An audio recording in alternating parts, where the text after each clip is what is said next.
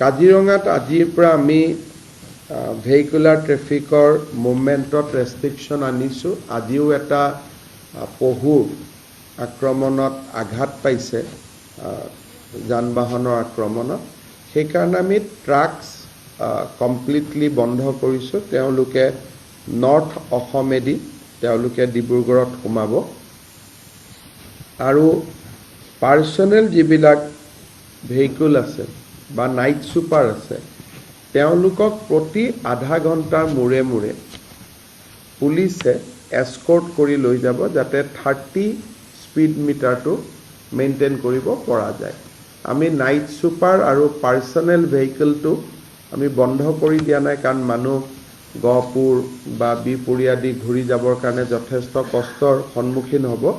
কিন্তু তেওঁলোকক আমি আধা ঘণ্টাৰ মূৰে মূৰে এটা পাইলট এস্কৰ্ট কৰি 30 মিটাৰতকৈ যাতে বেছি স্পীডত নাথাকে, সেই ধৰণে আমি তেওঁলোকক লৈ যাম।